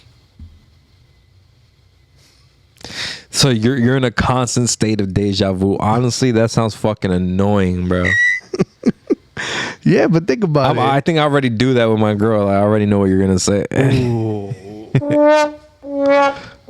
Yo, this is like, I've seen this cutscene already. This is you're right. This is the second one this episode. Oh, because we're already an hour and a half in. Oh yeah, this is long turned off by now. In the event that she did watch this, you might get fucked up. I might get fucked up. It's okay. He's gonna show up with glasses next week. It's okay. It's all love. She knows I love her. I pay attention to this. She knows I love her. She's gonna show up. He's gonna show up with glasses next week. I'm telling you right now. Yo, but yeah, I'm able to see the future 5 seconds ahead. That's it. Why you thought about this? Let me see. You thought about this. Why the fuck? What made you choose that? Well, I think the 5 seconds will help me, but I might not be able to help somebody else. So like if somebody swings on you and you see it 5 seconds, but like when how would it work? When would you use it? Does it happen randomly, or you choose when you could use it? Like let's say for example, let's say some shit's getting like tense and a dude stepping up to you, and then do you activate at that moment, or is it like a spidey sense that anytime there's danger it activates? Like how does it work? No, yeah, I have to proactively activate it. Look into it. Oh yeah. Shit. So so I think if it's gonna affect me, I can see 5 seconds ahead, but I can't help anyone else. So it's a selfish. That's fucked. I'm gonna be a selfish superhero. I can only help myself. I can't help anyone else. It's selfish as fuck. And I can possibly win the lottery. No, not by 5 seconds. Not by 5 seconds. Maybe 5 minutes. Maybe go to a casino and see somebody 5 seconds before they win. I'll sit there and sit in the machine and win. Yeah, I mean, maybe. Who knows? Obviously, as you can tell, I didn't think about. You didn't think about this very much. Hey, if I had a superpower, I'd have Conor McGregor's dick. What? Yo, do you know? I'm gonna put this. Guys, I'm gonna talk about this a little bit. Bro. He's been telling me about Conor McGregor's dick for like a week. This guy is asphyxiated with Conor McGregor's dick. I don't know. I haven't watched because obviously I'm not gonna go look for Conor McGregor's dick. But that shit was on my timeline, bro. This guy. That shit was on, I go on X. I go on X, and I scroll through shit. And sometimes they have explicit shit on X. And he. I zoomed on that shit. Whoa! Change the angle. You got to change the angle for that. Hey, security camera. I zoomed on that shit. I was like, yo, how the fuck can you fight and be 100 millionaire and then you got a hog, bro? Like, you got a piece on you, bro. Like, yo, share something. Like, share something for the rest of us, bro. Hey, you know what? That's probably why he's a piece of shit. That's probably why he makes a piece of shit. Yo, you got everything in the world, bro. You got kids, a wife, a yacht. You got $100 million. Yeah, bro. You got businesses. You can fight. You know how to defend yourself. I mean, you got a broken tibia, but you can still beat somebody's ass. You got mistresses. Your wife is fine with it. Yeah, which is the wild part to me. But hey, man, when you got a fucking third leg, I guess you could do what you fucking want, bro. Yeah, when you could smack her with your dick, you could probably get away. Yeah, when you could smack her with your dick, and you're in the living room and she's in the kitchen. Yeah. That's when you could do that shit. For sure. Yeah. That's it. That's. I just want to get some. I just want to make jokes, honestly. First of all, First of all, why send it to Iggy Azalea? I mean, not Iggy Azalea. Azalea Banks. Yo, that vodka starting. I mean, that God's juice starting to get to me, bro. Iggy Azalea is ugly as fuck, though. Iggy Azalea? No comment. But Azalea Banks. Okay, I can see that. Like, what makes you think? What makes you think that Azalea Banks won't fucking say something? That's fucking crazy. And then you got like a dick weight on your cock, bro. He had a weight on it. He was doing Kegels with his man piece, bro, with his Johnson. Bro, that motherfucker was doing jumping. He was doing pull-ups with that shit, bro. Maybe that's something big dick people do. I don't know about that. I can't relate, bro. I can't relate to that. You gotta tie my shit with a fucking sewing thread with a fucking marshmallow. That's it. That's what I could lift. That's the Kegels. But that's natty. That's all natty. That's no steroids. It's natty. Yeah, that's it, bro. Yeah, that's crazy, man. Some people just have it all. I saw some. Bless up. I saw some shit on Twitter. It was so funny, bro. I was like, man, bro. He's like, yo. It's like Conor McGregor really got it all. He's like, yo. It's like, how, man? Yeah. Hey, man. Some people are just blessed. Just blessed all the way through, bro. All around, they're just blessed. You know what? My girl says. Hey. My girl says big cocks hurt, so yours is perfect. Yeah. Oh. So. Whoa. Okay. Let's move on. Let's move on to the next episode, the next topic. Hey, yo, you think Gervonta Davis learned how to hit girls from Floyd? Whoa. Nah, that was funny. You gotta give me the. Yeah. Damn. You know, I think it's that I don't want to condone domestic violence. So I can't support that. This is the 25% of the podcast that's just comedy. Oh, okay. Yeah, so that was funny comedy. Yeah. Oh, speaking of comedy, you saw Shane Gillis do the. I know this wasn't on anything, but you saw the ESPYs. You saw Shane Gillis. You know, I didn't see it live. I did see a couple of clips here and there. And while some of them were funny, some of them kind of flopped a little bit. Now the one you see this proves to show that nobody watches the NBA. That one was funny. That was funny as fuck. Yeah, but then he also made the joke about SGA. Everybody around him already in foul trouble. Yeah, that kind of flopped a little bit. Nobody laughed because nobody gets basketball, bro.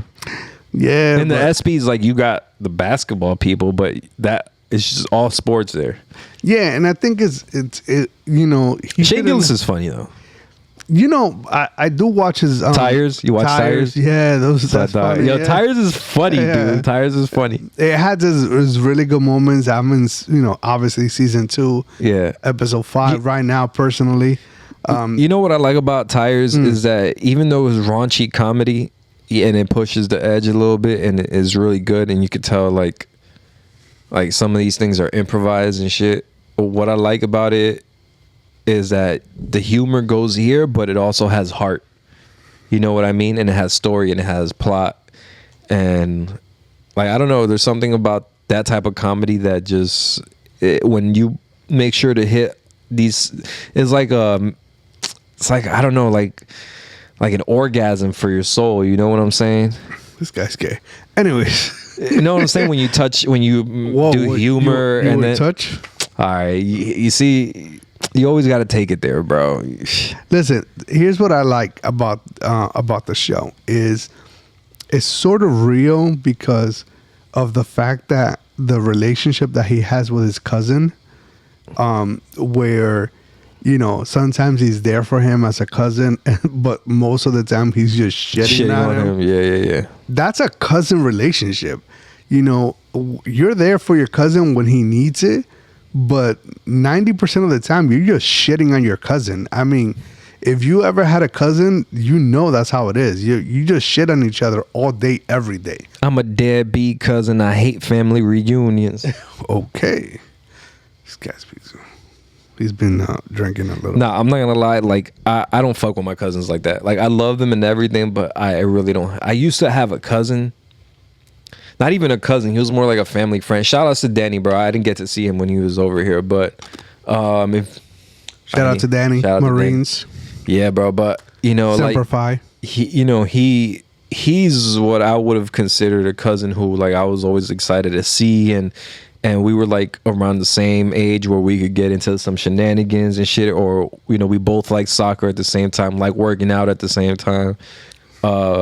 Love BB guns, video games, all the shit, and he's my older cousin, and that's the only person I really had that with. But I didn't really fuck with my cousins like that because like either they live in fucking Ecuador or or it's just like language barrier, culture barrier. Is like I grew up in American culture.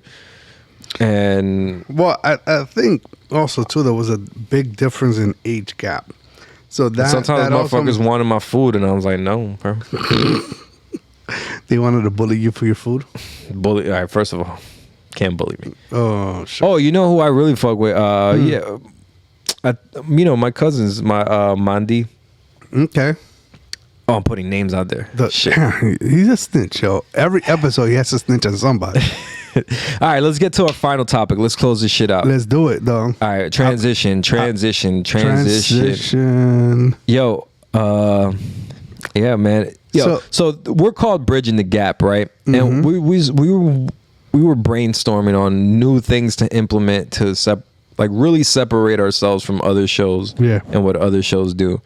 And we just realized, hey, it's in our fucking name. Yep. We got to bridge some fucking gaps. What are we doing here? He has some opinions. Yeah, he comes from a different generation. I have some opinions. I come from a different generation. Technically, we come from the same generation, but whatever. No, we don't. We're 10 years apart, bro. When you were 10, I was just born. You already gone through a significant portion of time, bro. But technically, I missed out on all that old shit. Technically, I came in with socket boppers. Came in with what is a pop it twisted.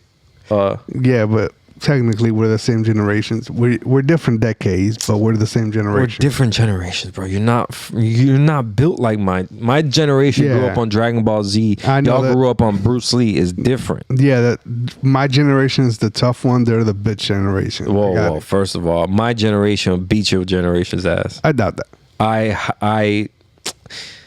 You guys are crack babies. I doubt that. You guys are crack babies. And that's what made us tough. That's not what made you tough. That's what made you retarded, bro. If we survive crack, we survive anything. All right. So, you see, we're not getting off to any good on a good foot when it comes to bridging any gaps right now. And it's probably not going to go any better now that we're going to introduce this topic. Probably not. But where we wanted to start off because I know Leo gets triggered by who I regard as the greatest boxer that has ever lived. Yeah, that has ever lived. I feel like, in my honest opinion, just from watching old boxers highlights like Mike Tyson, Muhammad Ali, Hugo Cesar Chavez, Sugar Ray Leonard, just to say, just a small portion of the things I've done my research when it comes to the boxing shit, right? And I've never seen anybody quite like Floyd Mayweather, who has beat up a lot of champions, who has gone undefeated, bro.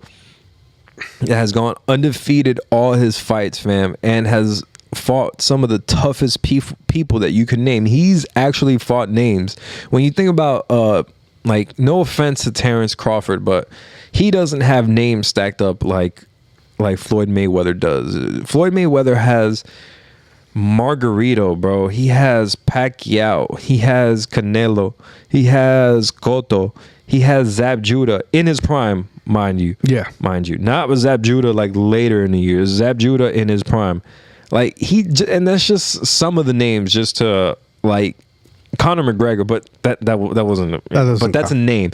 But that doesn't really count. But I'm trying to say, like, just as far as business, the best business done, the most defensive boxer, hit and get hit, the guy who really learned how to play this sport and not just make it a bloodbath, fight to the death match. The guy who really emphasized the science of this sport. Like, yeah, you may not have been entertained by his fights all the time, but he is somebody who I think fought exactly to the definition of what boxing is. By the book, if you were to create the best fighter, or at least the best defensive fighter, you'd have Floyd Mayweather, and that's why he's my GOAT. Okay. Who's your GOAT? So, him and I, we've been going at this for a long time, and he has been Floyd Mayweather's dick for a long, long time. Why you got to say that shit? Because this is about your opinions. We're not talking about me. It's the truth. We're not talking about me. Here's what I'm gonna say. I thought about this, and I wanted to see. There's a lot of names that I can think of, but Iron Mike Tyson literally changed the game. And I'm going to say this. When Mike Tyson first started boxing, pay-per-view was sort of at its infancy. So, closed circuit TV was something that started in the late 80s, early 90s. It wasn't a thing. Pay-per-view was not a thing, in the prior to the late 80s. And because of that, there were things that didn't happen prior to Mike Tyson that happened after Mike Tyson, where made him be who he is, and actually change the rules. Change the rules on boxing and pay-per-view. The first time Iron Mike Tyson knocked somebody out within 10 seconds in the first round, and everybody called their cable provider and asked for a refund, and the cable providers were forced to give a refund. They actually had to make sure that at the beginning of every broadcast, they actually said all sales are final and non-refundable. Correct. And they made it sure to point out that they were not in control of what happened on the fight because of Mike Tyson. Mike Tyson was, not only was he an entertainer, because if you follow the fight before the fight actually happened, he was saying some outrageous shit. And it wasn't always, because he didn't know what the fuck he was doing. He knew what he was doing. He was selling the fight. And then after he sold the fight, he went in and he actually gave a fight. Unfortunately, in the latter part of his career, We all know what he did to. I'm trying to remember his name now. He bit his ear. Holyfield, yeah. And Evander Holyfield. Evander Holyfield, which I have a picture of him. You know, I actually saw him in the DMV, which is crazy. That was funny. Yeah, he lives in South Florida, so whatever. Address 1334. Yo, just give his whole shit Just out. give out his whole thing. So he, so I saw him in the DMV. I have a picture of him. It's cool, but the fact that you literally had to change the rules, that tells you that not only are you a pioneer, but you were just a groundbreaker. Floyd didn't do that. Oh, whoa. All right. Many counterpoints here. Okay.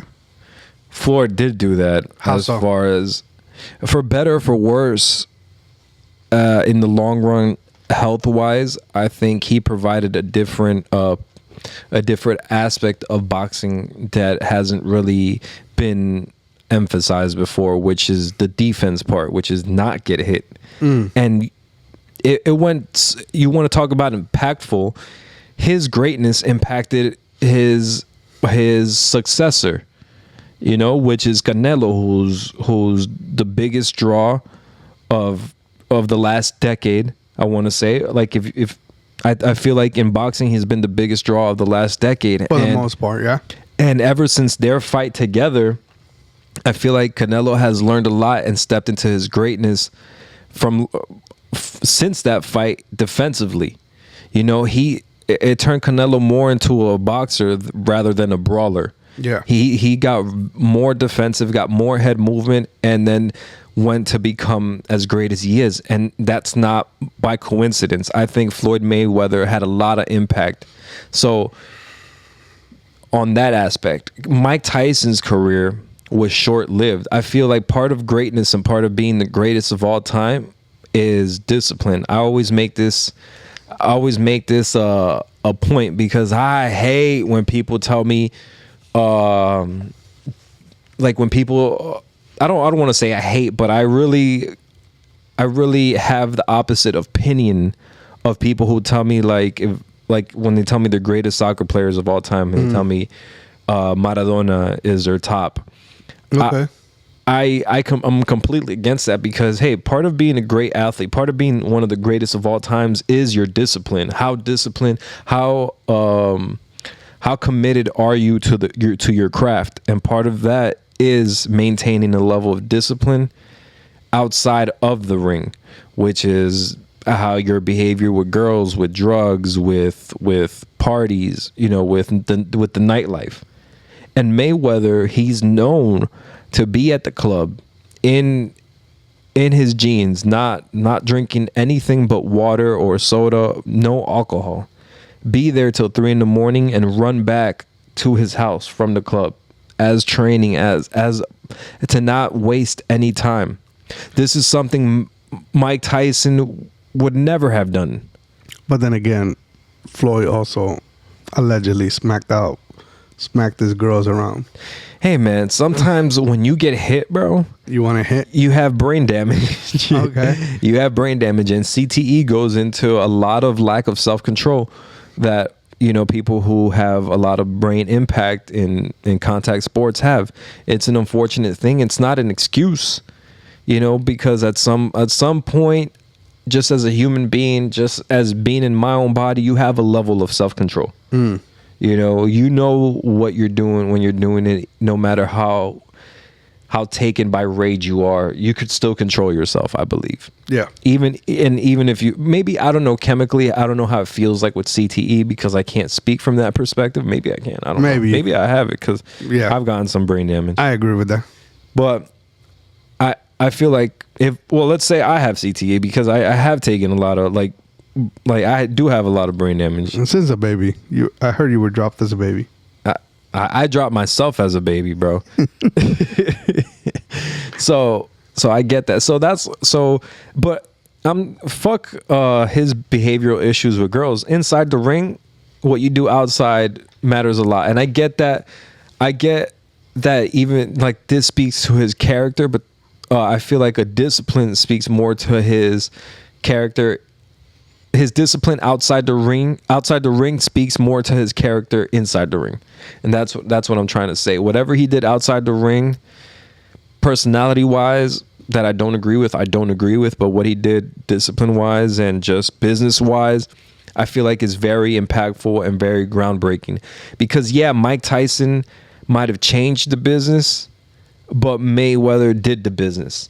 And so who would you rather be in the long run? You know, like, yeah, he may have changed the business, but Mayweather got perpetuity in his he got equity in his pay-per-view money. You get me? Yeah, but you know, sometimes the pioneer leads everything else. If Mike Tyson wouldn't have made boxing to what it was, it may not have given Floyd Mayweather the opportunity to be who he was. Yeah, exactly. It's like, who would you, like in history, no whitewashing, no colonizer shit. I'm not for that. But who would you rather be in history? Christopher Columbus or George Washington or Barack Obama? You know what I mean? Yeah. And it's like, yeah, Christopher Columbus not discovered, but opened European.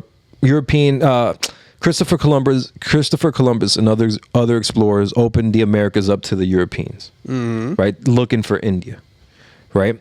So yes, you benefited from doing that. You were the pioneer. You were a trailblazer. You did that. You discovered that.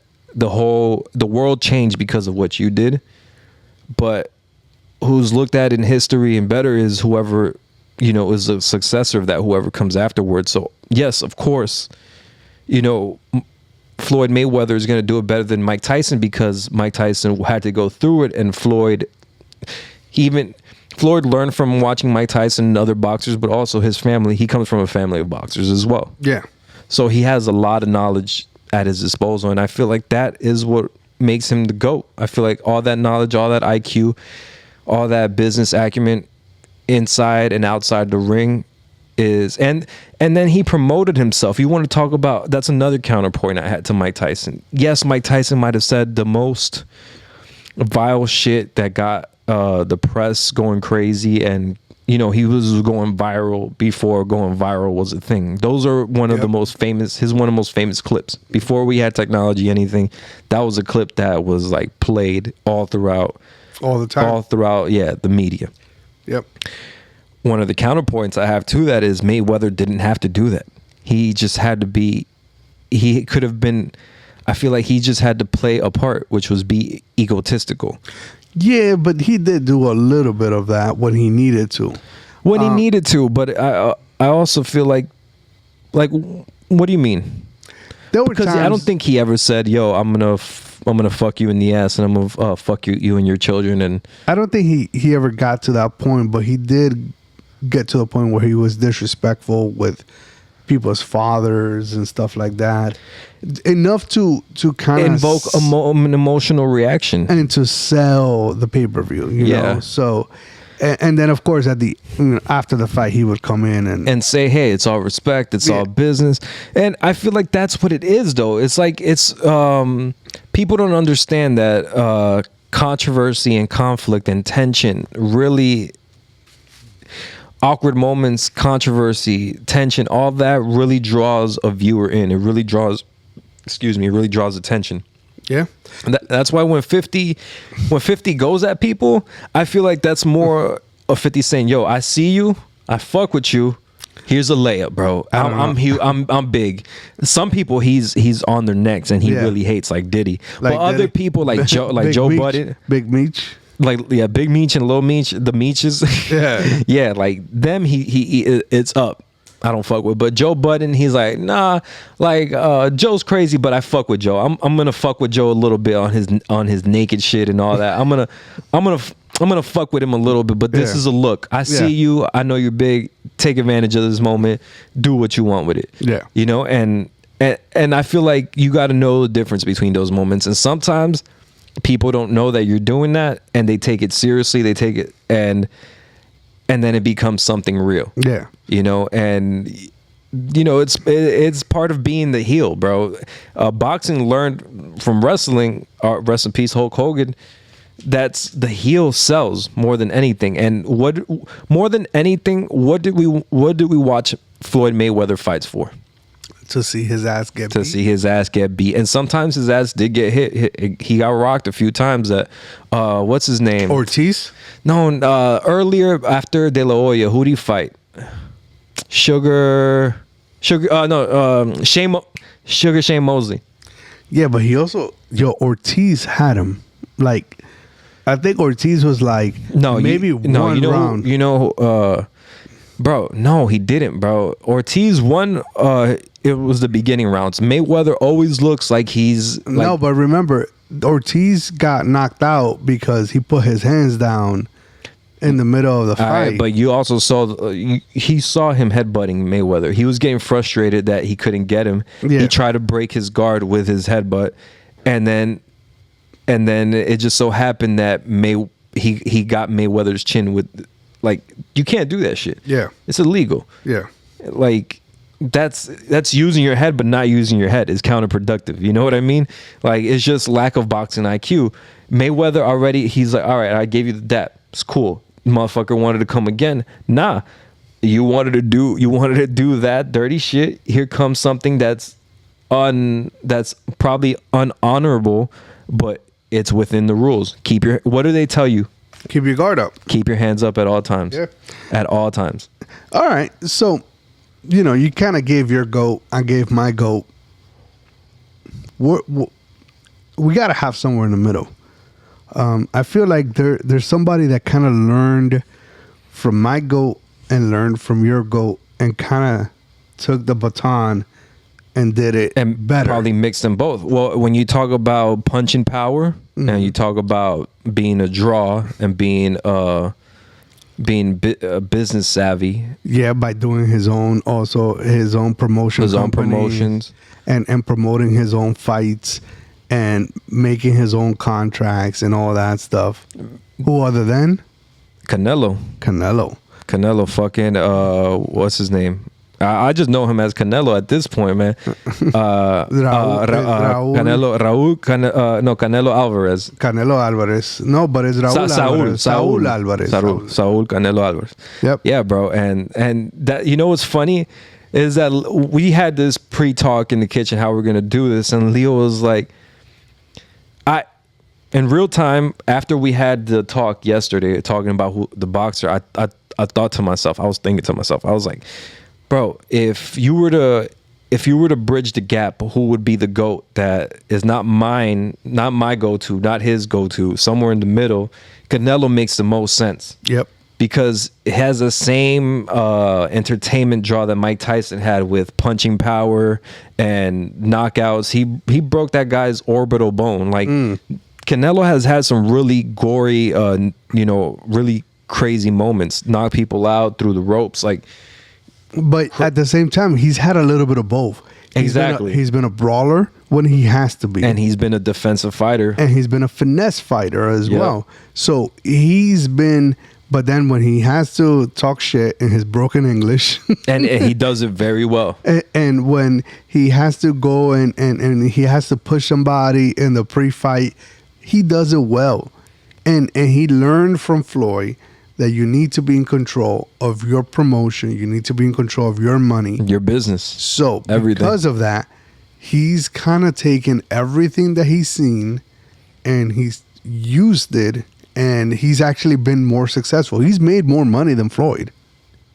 I mean, you want to sit here and say maybe not, but if you look at it, he's made more money than Floyd Mayweather. Perhaps. Because he's fought longer than Floyd Mayweather. Perhaps. And the business also changes through 3 to 5 year periods. It doesn't take that long for the business to change. So at that time, the Zone came around. Canelo made his own deal with the Zone. He had, he signed for a certain amount of fights. A lot of money. And you cut the middleman out, and a lot of things you get a bigger portion of that. So you learn the business throughout that. He learned English, he learned business, besides being a boxer. So So Canelo would be our, it's not my goat. It's not his. It's Bridging the Gap's goat. It's officially Bridging the Gap's goat, like just based on everything that we spoke of. That's it, man. Damn, yo, we've talked for a long time. This is our longest episode ever. All right, I gotta pee. So Me too. Want to say something? Yo, we love y'all. It's been real. This is Bridging the Gap official. DJ Leo, get rich, never die. Follow us at Bridging the Gap official. That's BRIDGINDA official. OFFICIAL. Official is the only thing that's spelled right on there. And then click our link tree. Follow us on everything. Like and subscribe. Peace.